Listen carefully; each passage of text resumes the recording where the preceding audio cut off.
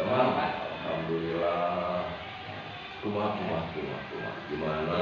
Ada yang perlu saya bantu? Ini Pak, saya ada tugas CGP Iya. tentang tugas demonstrasi konseptual, yaitu tentang modul 3.1, yaitu tentang pengambilan keputusan berbasis nilai kebijakan sebagai seorang pemimpin. Mungkin itu yang akan saya tanyakan, Pak. Sebelum menanyakan, gimana kabar Bapak nih? Alhamdulillah, kita juga kan di program sekolah penggerak yang sedang berjalan tahun ketiga, kita kelas 1 sampai kelas 6. Kemudian saya bahagia juga ada guru-guru penggerak yang sedang belajar seperti Pak Agus ini, mudah-mudahan segera lulus ya dengan baik ya. Amin. Terima kasih Pak doa dan dorongannya. Iya. Mungkin ada beberapa hal yang perlu saya sampaikan atau memberikan pertanyaan mungkin Pak, ini ya, sebagai sharing atau sebagai motivasi saya nanti ke depannya. Mungkin di sini saya akan menanyakan bagaimana sih Bapak, kan sekarang Bapak ini sudah sudah bergelut atau sudah pengalaman atau bidang kepala sekolah. Nah, tahun 2012 Bapak 2012 katanya jadi kepala sekolah. Alhamdulillah. Di sisi lain kan Bapak ada banyak kendala atau kasus-kasus yang dihadapi. Pasti. Mudah-mudahan saya akan memberikan motivasi dengan wawancara atau memberikan pertanyaan kepada Bapak. Siap. Ini Pak, untuk pertanyaan yang pertama, bagaimana selama ini Bapak mengidentifikasi kasus-kasus yang merupakan dilema etika atau bujukan moral ini Pak? Ya, jadi gini, untuk Bapak pribadi, alhamdulillah dengan adanya guru penggerak ya, dari modul-modul yang dipelajarinya, Bapak juga jadi tambah pintar. Artinya tambah pintar itu, kalau dulu saya mungkin mengatasi kasus-kasus atau masalah-masalah itu hanya dengan keilmuan yang saya punya, hari ini saya bisa bertambah, termasuk dalam mengatasi kasus-kasus. Tentu saja di sekolah itu ada saja yang kasusnya yang merupakan dilema etika, itu ada saja. Merasa benar dengan yang merasa benar, nah ini perlu diluruskan. Kemudian ada lagi rada mending kalau kasus yang merasa benar dengan ada yang salah. Namun sebagai kepala sekolah tentu saja harus bijak menanggapi hal-hal ini. Bijak Pak ya, menanggapi atau mengidentifikasi masalah-masalah. Seperti gini contoh, saya kasih contoh.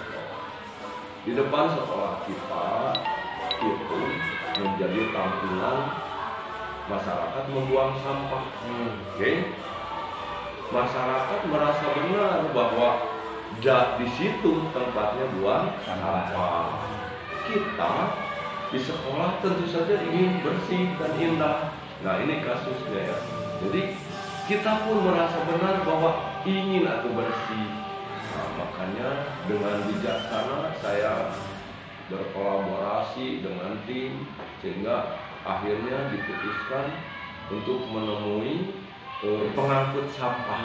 Nah, jadi ya yang penting waktu sekolah jam 7.00 itu sampah sudah tidak ada. Nah, di sana muncul solusinya seperti itu. Dari tadi kasusnya sekolah ingin benar, ingin bersih, masyarakat dan di situ sampahnya. Nah, alhamdulillah selesai. Hari ini selesai. Setiap jam 7 sampah sudah diangkut. Setelah kita bersih, masyarakat tetap membuang sampah. Itu mungkin salah satunya. Untuk pertanyaan selanjutnya Pak, Ya. bagaimana Bapak menjalankan atau mengambil keputusan di sekolah, terutama untuk kasus-kasus di mana ada dua kepentingan yang sama atau sama benar atau yang sama mengandung nilai kebijakan. Itu tadi ya Pak. Itu yang tadi, apa? tentang masyarakat kita itu mengambil keputusannya. Terus apalagi ini langkah-langkah atau prosedur seperti apa yang bisa Bapak lakukan selama ini? Langkah-langkahnya Pak. Kalau ada Secara prosedur. secara prosedur tentu saja kita tampung ya. Jadi salah satu pihak kita tampung, saya susun, saya analisa, kemudian dari pihak lain pun saya tampung. Jadi mana, nah nanti diambil bagaimana nih memutuskan yang terbaiknya gitu. Di kolaborasi antara masyarakat sama sekolah. Jadi dari bisa sebuah kasus, misal guru kasusnya secara individu dia merasa benar, maka saya tampung. Jadi sebetulnya jadi kepala sekolah itu harus apa? Mau mendengarkan, titiknya. Jadi kepala sekolah mau mendengar. Kalau ada kasus seperti itu, dengarkan bisa pihak satu, dengarkan bisa pihak kedua, maka nanti kita rumuskan mana yang terbaik. Itu ya langkah-langkah yang harus dilakukan. Langkah-langkahnya mengumpulkan data dulu dari kedua belah pihak, lalu dianalisis. Hal-hal apa saja yang selama ini merupakan tantangan dalam mengambil keputusan nih pada kasus dilema etik ini Pak? Nah, tentu saja karena kedua belah pihak merasa ingin benar, kadangnya merasa ingin benar. Kalau mereka dibarengkan dengan tidak ada prinsip-prinsip tadi, dengan tidak ada analisis dulu satu orang tua, tentu saja ini ingin benar, ini ingin benar. Nah, selama ini alhamdulillah dengan kondisi bagaimana nanti dari pihak satu, bagaimana aduan pihak dua, dan nanti dicarikan solusi terbaik, maka di sanalah muncul kebijakan kami dari sekolah. Tantangannya Pak. Ini tantangan. Semua ingin tadi kan masyarakatnya ingin datang sampahnya ke sana. Akhirnya kemarin ini kita dengan kepala desa dengan siapa ya udah mana yang baik saling mengarahkan gitu. Yang akhirnya kita sama-sama terpenuhi kan gitu. Terus ada lagi Pak nih, apa Bapak memiliki sebuah tatkala atau tata kelola dan jadwal tertentu dalam sebuah penyelesaian kasus dilema etika? Apakah Bapak langsung menyelesaikan di tempat atau seperti apa nih jadwal untuk menyelesaikannya dalam bentuk prosedural seperti apa yang dijalankan saat ini? Kalau jadwal khusus itu saya tidak, tapi kalaulah ada aduan kasus, ya saya data mana yang kasusnya bisa didahulukan, bisa cepat selesai, maka itu saya ambil keputusan. Dan kasus yang rada berat, tentu saja saya meminta bantuan dari berbagai pihak untuk menyelesaikannya. Mungkin dari pihak jadi insidentil, ada yang bisa selesai di waktu itu. Jadi ada yang kita tangguhkan beberapa hari lah. Jangan sampai kasus itu ditumpuk, sebab dalam satu hari yang namanya banyak hal yang harus diselesaikan. Itu. Jadi kita tidak terjadwal khusus, tapi kita catat terutama dari sekolah kita yang sedang bergerak di sekolah bergerak, tentu saja banyak hal yang aduan dari guru, dari orang tua dan lain sebagainya cepat dibereskan. Nah, ini yang terakhir Pak, dari mana semua hal yang disampaikan Bapak tadi, pembelajaran apa yang dapat petik dari pengalaman Bapak mengambil keputusan dilema etik ini Pak? Nah, untuk hal ini bergembiralah saya bahwa saya ingin betul-betul Pak Agus Hermawan sebagai guru di saya mendalami keilmuan yang dari pembelajaran di guru penggerak, itulah sebagai modal buat kita dalam hal apapun.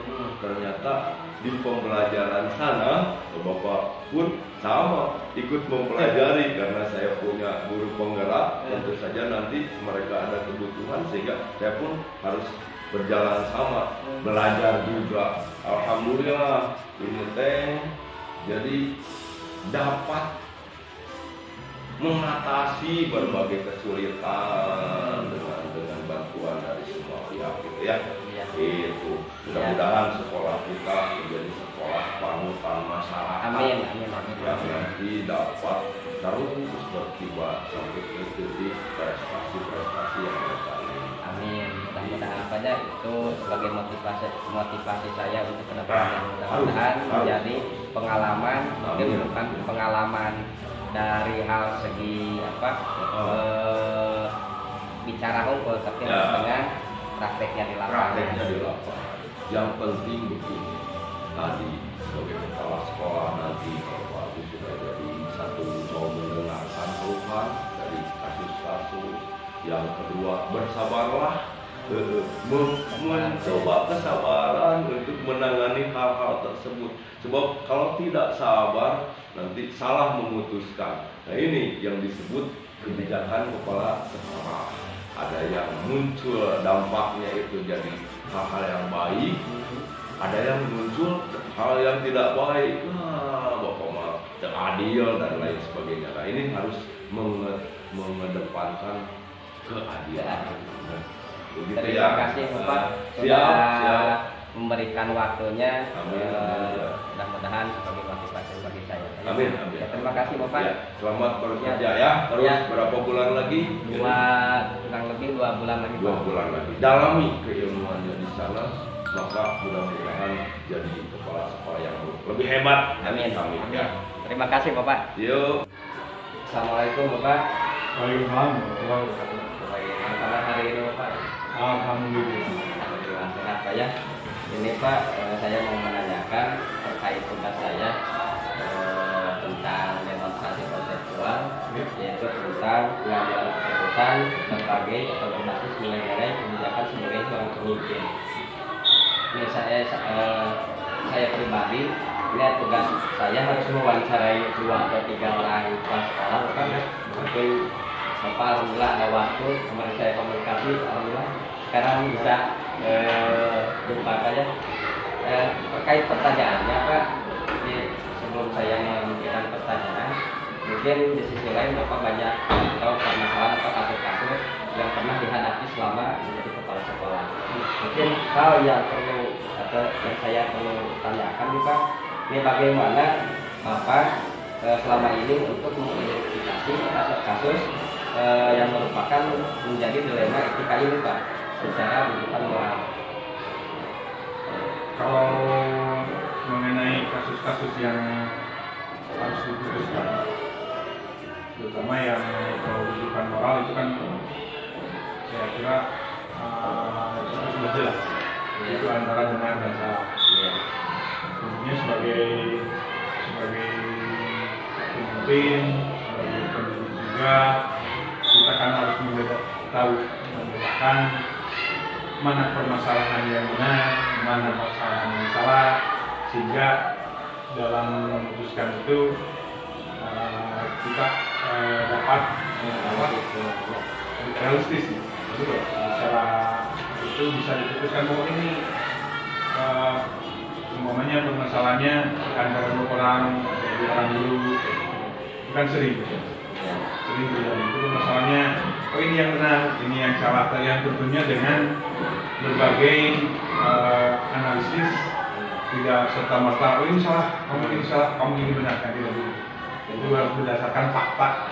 Mungkin untuk mengidentifikasinya, menganalisis dulu, mana yang benar, mana yang salah. Jadi ya Pak, untuk ini Pak, bagaimana Bapak untuk menjalankan mengambil keputusan di sekolah, terutama untuk kasus dilema di mana kedua kepentingan yang sama benar atau sama-sama mengandung nilai kebijakan kebajikan. Karena seperti tadi, kalau untuk memutuskan apalagi ini keduanya benar, tapi tapi tetap harus menghasilkan satu keputusan. Maka yang pertama adalah seperti tadi, analisis dulu apa masalahnya, terus siapa yang menjadi taruhlah yang bermasalah keduanya itu, terus persoalannya apa. Jadi tetap kita menjadi fasilitator juga buat keduanya sehingga dapat menghasilkan solusi yang terbaik dan dapat dipertanggungjawabkan secara moral ataupun hukum. Mungkin pertanyaan selanjutnya Pak, ini langkah-langkah atau prosedur seperti apa yang Bapak bisa lakukan selama ini Pak? Langkah-langkahnya?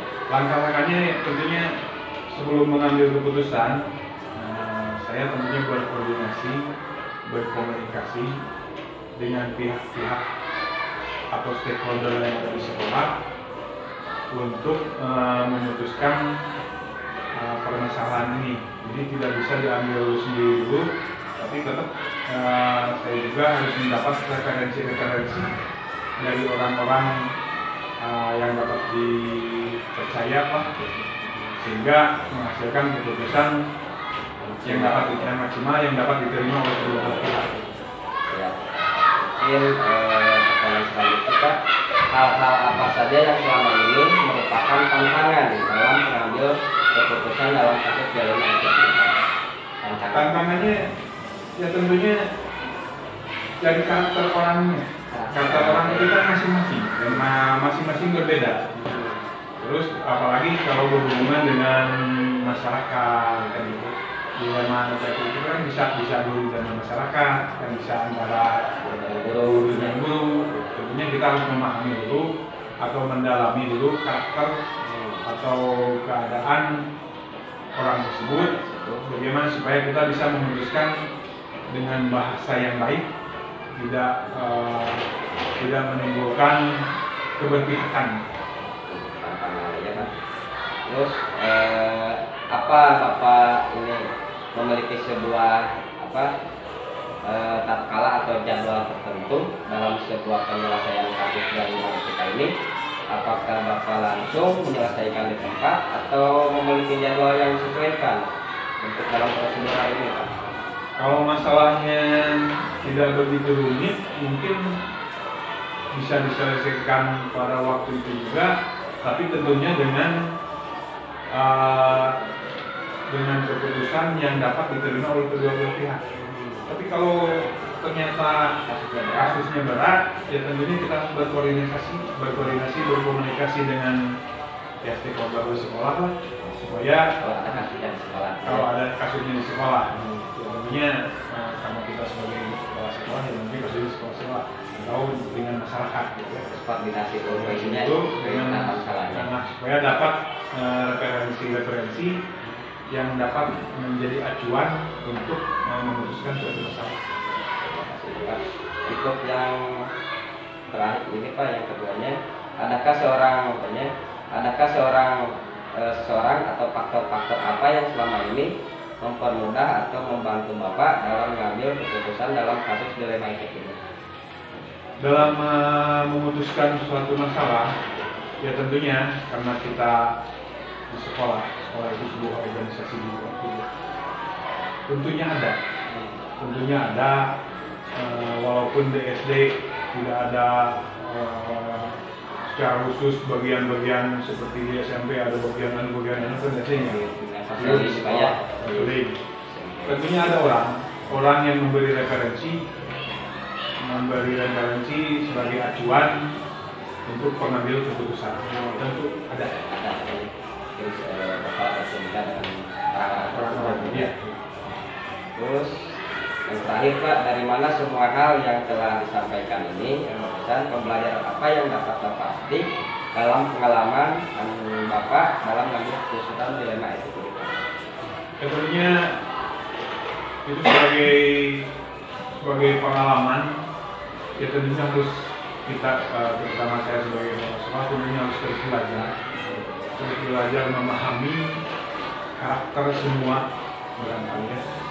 lingkungan agar dapat menyesuaikan atau dapat mengambil keputusan yang secara bijak dan tepat bila ada kasus-kasus dilema itu. Terima kasih Bapak, waktu dan tempatnya saya sudah memberikan memberikan pertanyaan kepada Bapak. Dan Bapak sehat selalu ya Pak. Amin, amin, amin. Terima kasih. Terima kasih Bapak. Selamat siang Bapak. Siang. Assalamualaikum warahmatullahi wabarakatuh. Waalaikumsalam.